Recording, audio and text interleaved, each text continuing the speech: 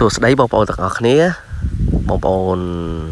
ដែលបានមើលក្បាលវីដេអូប្រហែលជាបានស្គាល់ខ្លះៗហើយពាក់ព័ន្ធជាមួយនឹងមុខម្ហូបមួយមុខនេះដែលខ្ញុំកំពុងតែធ្វើបាទ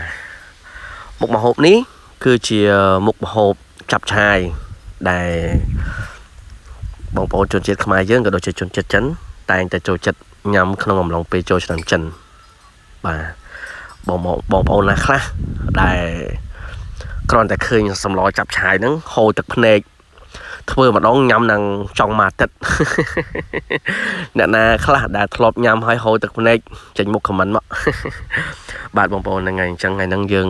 មកធ្វើវីដេអូនេះញ៉ាំទាំងអស់គ្នាបងប្អូនណាអញ្ចឹងដូចបងប្អូនឃើញអញ្ចឹងយើងដាក់សាច់ចូលយើងមកលេងវាបាទបងប្អូនដំបូងយើងដាក់ខ្លាញ់បន្ទាប់ពីយើងដាក់ខ្លាញ់មកយើងចាប់ដើមបំពងខ្ទឹមបន្ទាប់ពីយើងបំពងខ្ទឹមមកយើងចាប់ដើមដាក់សាច់ជ្រូកដាក់អីតាមអ្វីដែលជាចំណង់ចំណូលចិត្តរបស់យើងអីចឹងទៅបាទបន្ទាប់មកយើងចាប់ដើមដាក់ត្រចៀកកដោស្បែកជ្រូកអីចឹងទៅតាមបងប្អូនដែលចូលចិត្តដាក់អីយើងដាក់នឹងមកបាទបងប្អូនណាបាទអញ្ចឹងបន្ទាប់ពីយើងមកលីងវាឲ្យវាឡើងឈ្ងុយអីហើយបាទយើងមកលីងត្រឡប់ចុះត្រឡប់ឡើងត្រឡប់ចុះត្រឡប់ឡើងទៅយើងចាប់ដើមដាក់បន្លែបន្ថែមទៀតចូលបាទបន្លែដែលយើងមានហ្នឹងមានដូចជាមានការ៉ុតមានឆៃថាវបាទមានការ៉ុតមានឆៃថាវមាន